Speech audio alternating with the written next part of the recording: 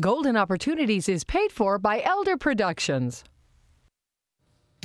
Hello, I'm Lori Steiner. Welcome to Golden Opportunities. Today, we'll work out the best workout for you. Then, we'll explain how President Trump's policies could affect your finances. Ready to celebrate the 4th of July? We'll help with red, white, and blue-ming ideas. Plus, medical mistakes happen, so how do you stop them? Make no mistake, we'll tell you. And veterans' benefits are changing. We'll update you on the alterations. It's time to get GOing, so pull up a chair and join us at our kitchen table for Golden Opportunities.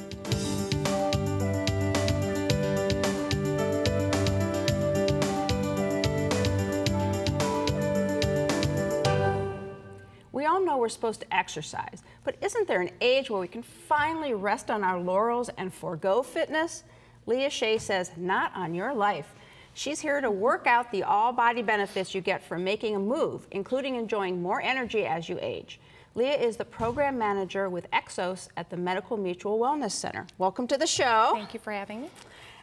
Beginning an exercise program pretty much at any age is daunting, especially if you're a little older. So how do we get past that hurdle and get going on it? Well, you're right. Starting an exercise program can be challenging, especially as we age. You may not be sure where to begin, so especially if you've never exercised, starting at an older age may be a challenge. You may have some injuries or illness that prevent you, or you feel that they may prevent you from exercising, or you may just think exercise isn't for you. And while those may seem like barriers, they're really not. Exercise can provide so many benefits, including improved mood, a boost in energy, helping with preventing injury or illness, and also helping to slow down some of these symptoms of aging.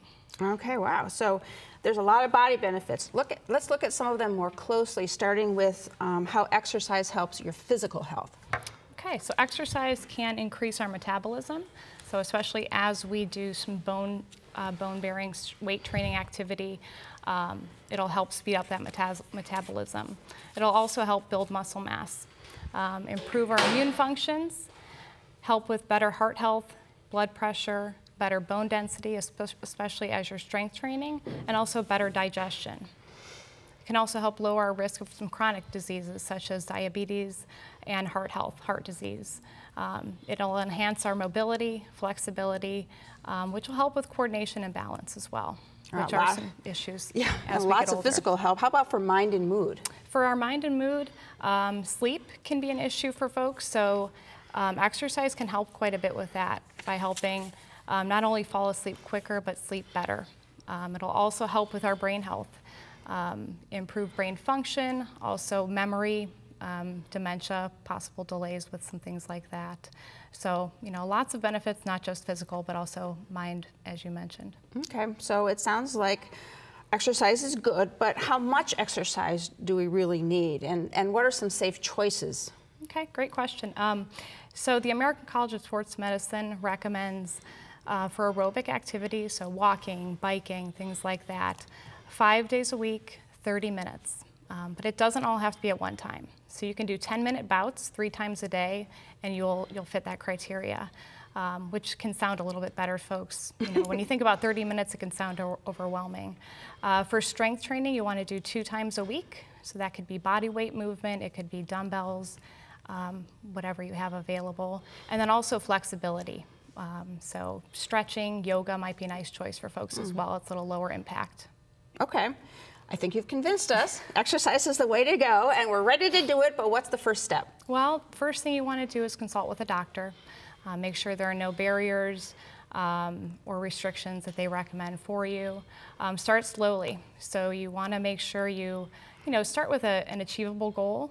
So I mentioned the 5 days a week. That may not be the best place to start, but that's a place to go. So start slowly, try to stick with it for about 3 to 4 weeks. Create a routine, a habit, and then focus on those longer term goals. And if you experience pain, so the old no pain, no gain, I think is kind of going by the wayside. Soreness is okay, but we don't want pain or injury. Okay, great tips for us today. Want to feel better? Then better get moving. Follow Leah's advice to enjoy all of the advantages of exercise as you age. And my thanks to Leah for working out a way to join us today. Thank you. Learn more about Medical Mutual of Ohio by calling 1-844-606-5387 or visit www.medmutual.com/go. Next, the President and your pocketbook. But first, a question in honor of the 4th of July. 200 copies of the Declaration of Independence were originally printed. How many are now actually accounted for? We'll divulge the number of authentic duplicates when we return. Hilltop Village Apartments is retirement living at its best. Residents enjoy a wide variety of activities and living services with all large first-floor apartments, private screened-in patios with beautiful park views, daily dining room meals, free laundry facilities, 24-hour staff, and so much more. Enjoy safe, comfortable independence at a very affordable price. Call today for a tour and learn how you can get your first month's rent free. Hilltop Village Apartments, retirement living at its best. Out of 200, only 27 copies of the Declaration of Independence have been identified, with one being found on the back of a picture frame at a tag sale. It sold for $8.14 million, but we all know its words are priceless. Every presidential administration has an impact on your investments. So how has the Trump presidency affected your financials? Jim Lineweaver is here to tell us and to offer options for taking advantage of opportunities. Jim is a certified financial planner professional with the Lineweaver Financial Group. Welcome back to the show. Hi, good to see you again. So has there been a lot of investment upheaval in the Trump administration so far? Well, as of the taping of the show, as it relates to your investments that you and I are used to and for retirement and things, there hasn't been a tremendous amount of volatility. As a matter of fact, you saw some great gains since the election. So a lot of it is based on some of the things that we're going to talk about today, because part of the gains in the market are based on fundamentals, earnings are going up, and people are improving their balance sheets, things along that nature. But the other part of it has to do with the opportunity or potential that some of these other tax plans and things are going to come into play. Okay. There's a few main changes you encourage us to pay attention to, starting with the tax plan. Yes, as a matter of fact, these are ones that can really help not only corporations but also individuals. So one of the first ones is based on lowering the corporate tax rate. And what they're looking to do is actually take that from 35% down to 15%. Some people could argue there's a little marginal with write-offs in there too, but that's a big tax cut if it can get done. Doubling the standard deductions is huge because most people don't itemize in retirement. But if you could take that standard deduction and double it, that's going to give a lot of people in retirement some more spendable income or money in their pockets. We have 7 tax brackets now. They're looking at taking that down to 3, which is 10, 25, and 35. Simplify the code a little bit, which will help. They're going to totally eliminate the federal estate taxes. Right now, for anybody really over about $11 million, they could get hit with a federal estate tax. It's not going to affect most of us, but you know, hopefully maybe if they invest right, it might. But needless to say, that can get repealed. They're also looking at the alternative minimum tax and this net investment income tax. That can be a little confusing, but basically what it means is that in our marginal tax bracket society, the more we make, the more we pay. If we go too high on certain things and sell some things like capital gains, we may get hit with an extra 3.8% excise tax. They're potentially looking at eliminating that as well. So a lot of things that could potentially help the consumer and people in retirement. Okay, one other category is his pledge to repeal and replace Obamacare. Yes, now this is, we're opening up a can of worms here. So the first pass in March obviously didn't go through. They resubmitted in May. It won like 217 votes to 213, just a small margin. Mini margin. Yeah, but most people don't think that it's going to be totally approved in its existing state. They think there's going to be a lot of alterations to that. I think one of the major reasons why it did finally get approved is because they were allowing the pre-existing conditions to make sure that it wouldn't hinder anybody changing plans. So that helps. But, you know, time will be told how this really shakes out and how it's impacted. How about deregulation? This could be a big one. Okay, so this is where the market is reacting to, because what you saw is as soon as he got elected, your financial stocks, your bank stocks, things like that just have been going up tremendously, and also because of the rise in interest rates that are anticipated to take place in the couple that we've already had.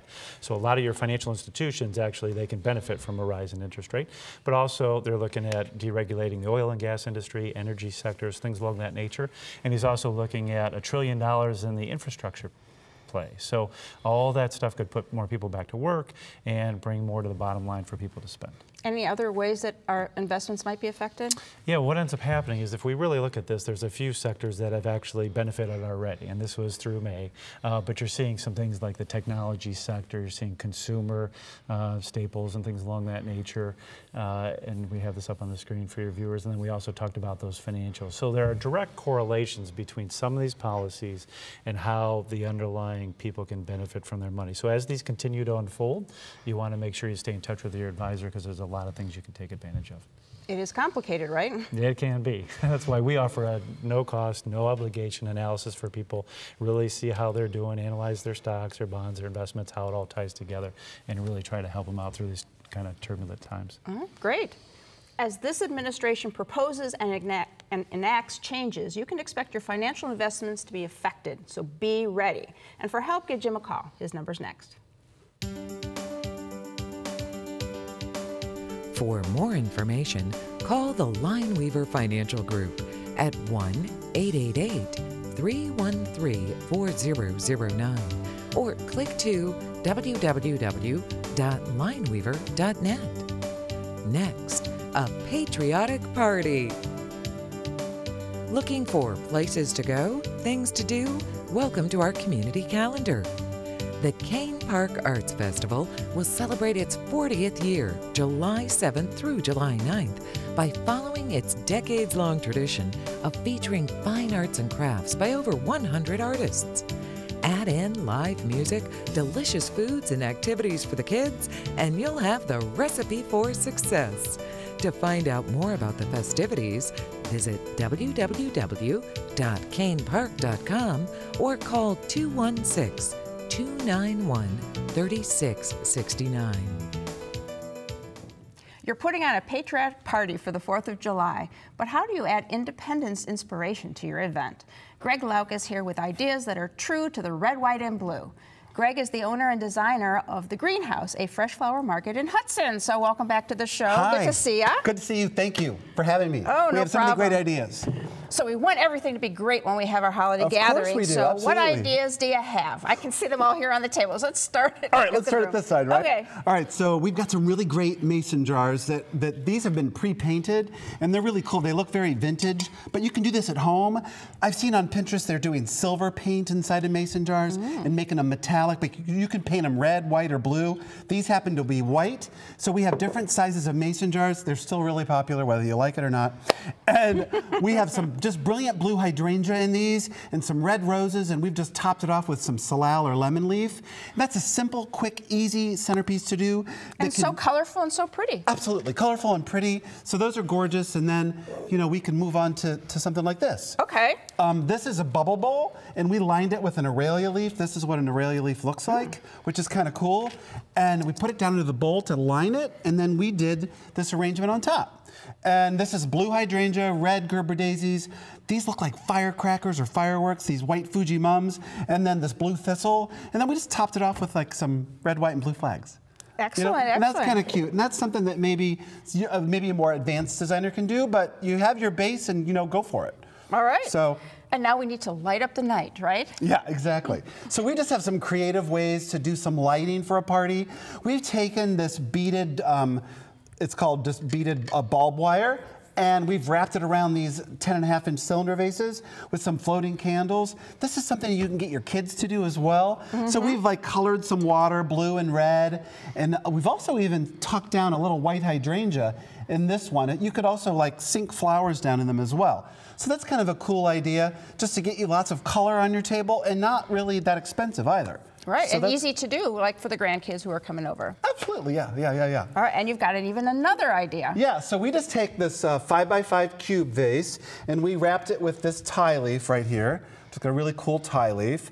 And then what we've done is we've capped it off with white hydrangea. And you could leave it at that, or you could put this lemon leaf around it. And then we just, again, just put like 3 flags in it, which give you instant color. And you could do that down a big table. You could do several of them, or just one for a party table. We also did this little 3x3 cube and did all red roses and put a flag in it. We thought that was cute, too.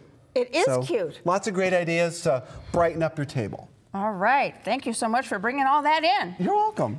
And it is not too late to add more patriotic punch to your 4th of July party. Use Greg's easy ideas to make your party perfect. My thanks to Greg for sharing these decorative and very colorful red, white, and blue, in fact, designs. Thanks a lot, Lori. Find out more by calling The Greenhouse, a fresh flower market, at 1-800-795-1366 or log on to www.thegreenhouseflorist.com. Up next, ending medical errors. It's time to get up and go, an exercise segment on golden opportunities. Hey everybody, it's Mike Carbon from Breakout Fitness, and we're here today to show you how to do a donkey kick. This is an excellent exercise. It's not only going to work and strengthen that lower back area, but also it's going to build the glutes. You ready? I need this. Let's do it. All right, we're going to start on all fours. Here in the studio, we have our exercise mats. You at home, go ahead and grab a spot on the floor. We want our hands to be shoulder width apart. Our knees should be about the same. What we're looking for here is we're going to bring our knees straight in, and then we're going to try to keep a 90-degree bend as we bring it straight up and out. Perfect, okay? So we're going to bring it in and then up and out. We want 12 to 15 repetitions. Let's go ahead. We can switch and try the other side. In and out. All right. How you feeling, Lori? Really good. Looks good. All right, Lori's doing a slightly easier version of this. I need a slightly easier version of this. There you go. Those beginners at home, this is a way that you can build that muscle and still strengthen the same area, okay? 12 to 15, 2 to 3 times a week. And now it's your turn to get up and go.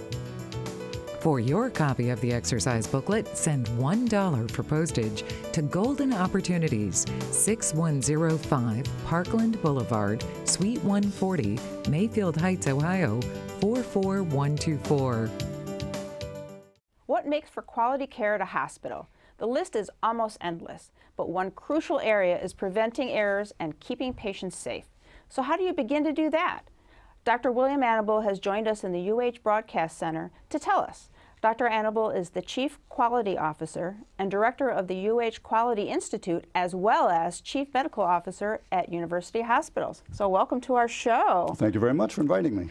Everybody makes mistakes, but we tend to feel like medical staff has to be perfect.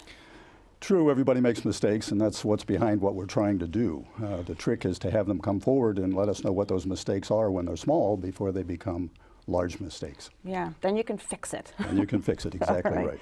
So how do you make that happen in a hospital setting? Well, it's a journey. It doesn't happen overnight. In this institution, we have one of our component hospitals that has made that journey, still on it, but 5, 6 years into it. The rest of us have been into it a few months. It's called the journey to high reliability.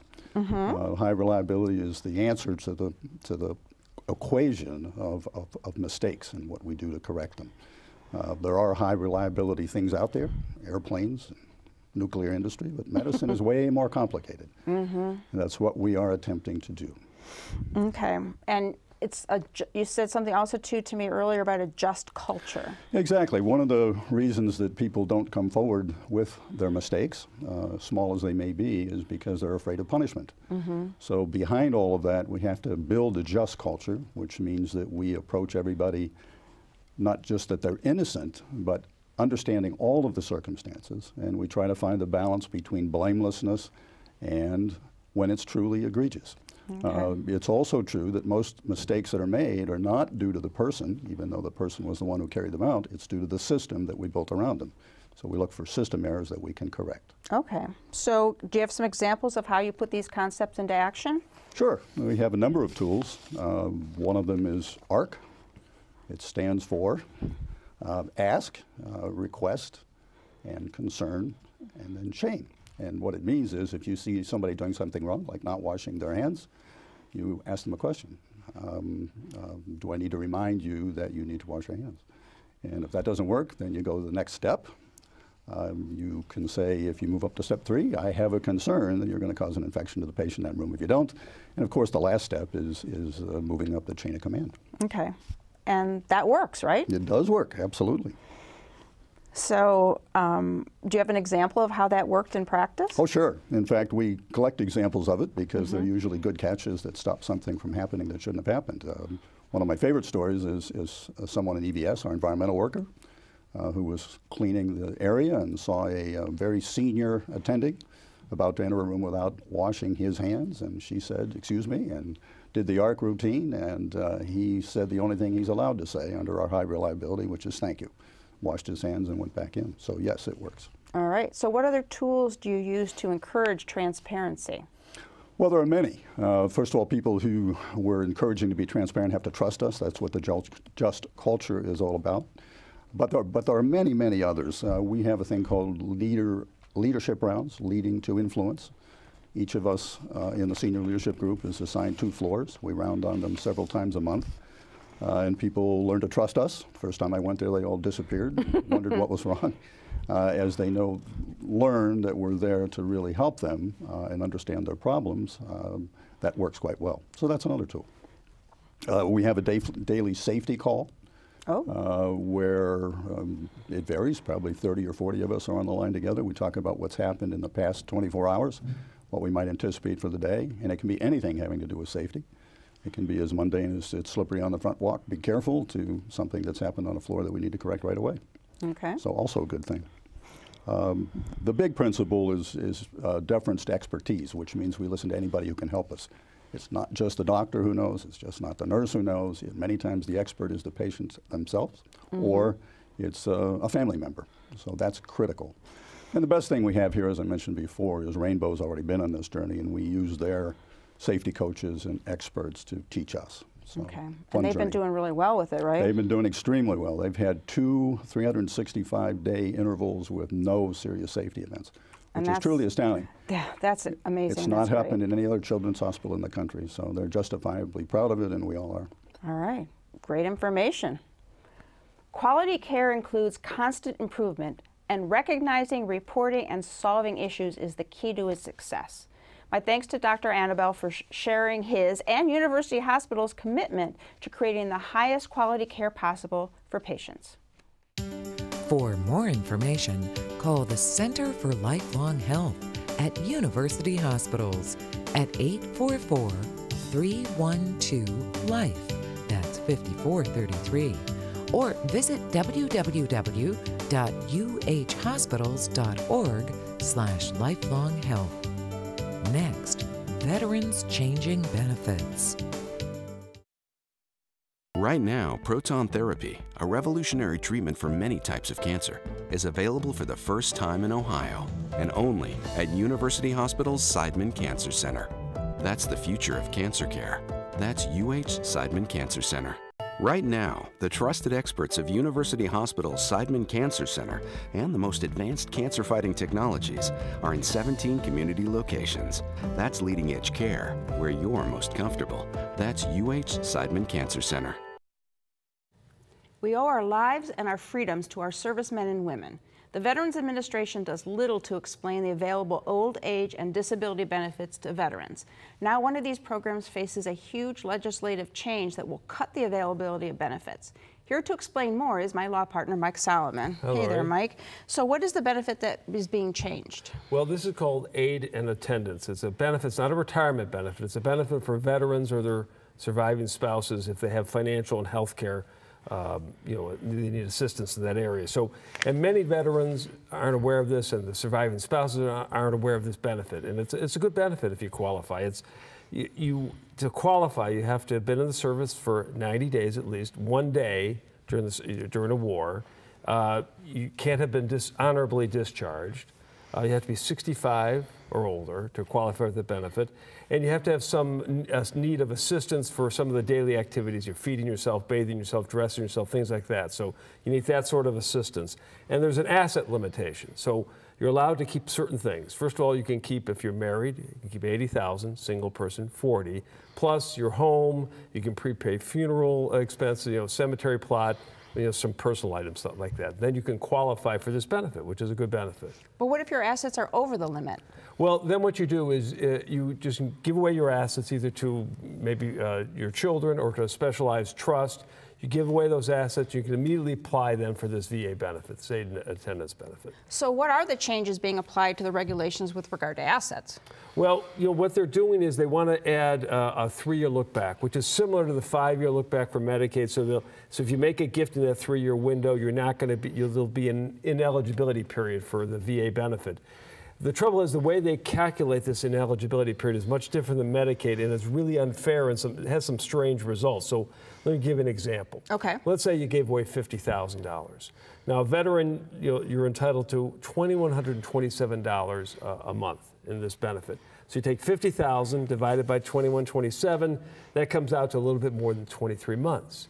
Now, a surviving spouse gives away the same amount of dollars, but she's only entitled to $1,149 a month. So you divide 50 by that number, and it's over a 43-month period. So the same amount of dollars causes a vast difference in the ineligibility period, which doesn't make a lot of sense. Yeah, I agree. That doesn't seem fair. Any other changes that they're planning on making? Well, there are some changes they're planning on making, and also just a lot of unanswered questions. One of the changes is pretty significant. Remember I said you could keep your home and whatever land was around it.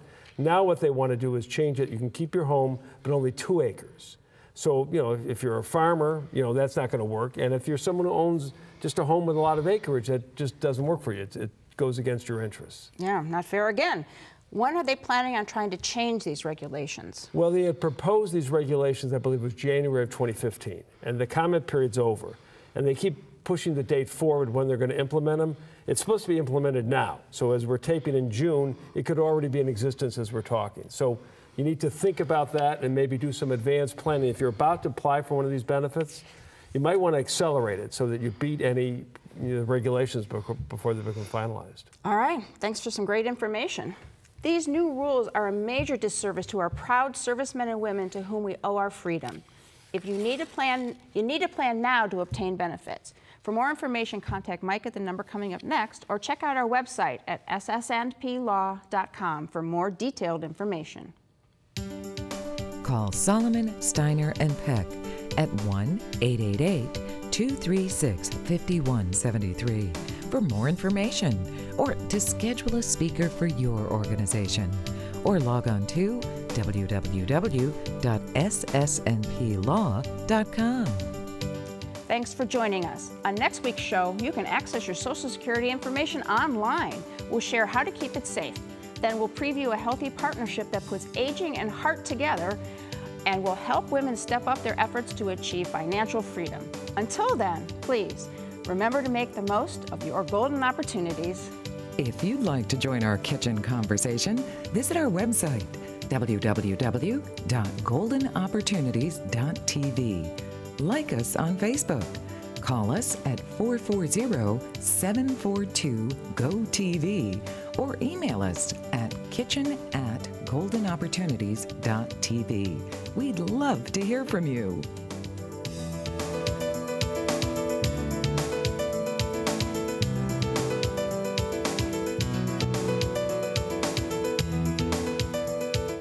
Golden Opportunities is paid for by Elder Productions.